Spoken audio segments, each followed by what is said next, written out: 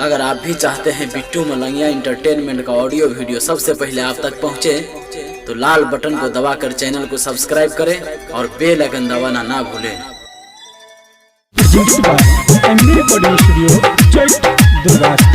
अखन अपने सब सुन रहल छी बिट्टू मलंगिया एंटरटेनमेंट के।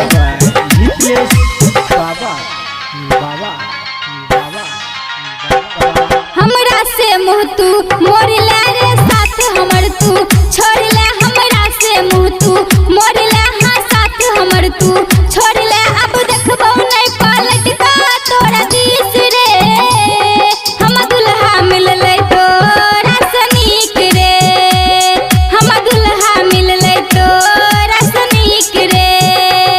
हमरा से मुँह तू मोर ले रे साथ हमर तू छोड़ ले, हमरा से मुँह तू मोर ले हाँ साथ हमर तू छोड़ ले। अब देखबो नहीं पलट का तोरा दिस रे, हम दुल्हा मिलले तोरा सनीक रे, हम दुल्हा मिलले तोरा सनीक रे।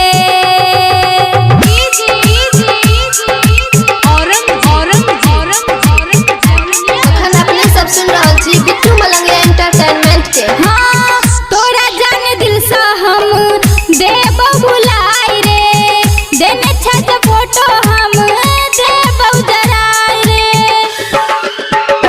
हाँ हाँ तोरा जान दिल से हम देबो बुलाई रे, देने छत फोटो हम देबो जराई रे। पिया संग रहबै खुश रे नहीं रहतै कोनो दुख रे, पिया संग रहबै खुश रे नहीं रहतै कोनो दुख रे। एक पल के लेल न करबौ तोरा मिस रे, हम दुल्हा मिलले तोरा सनीक रे, हम दुल्हा मिलले तोरा सनीक रे।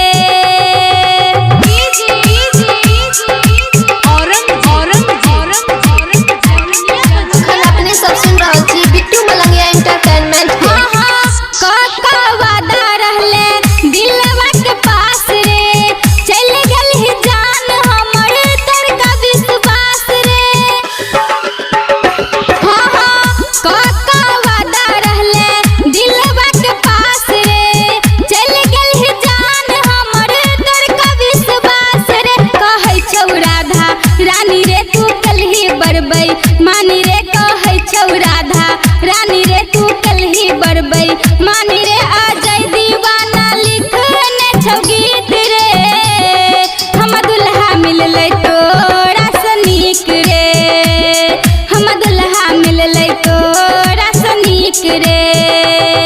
हमरा से मुँह तू मोर ले रे साथ हमर तू छोड़ ले, हमरा से मुँह तू मोर ले हाँ साथ हमर तू छोड़ ले। अब देखबो नहीं पलट का तोरा दिस रे, हम दुल्हा मिलले तोरा सनीक रे, हम दुल्हा मिलले तोरा सनीक रे।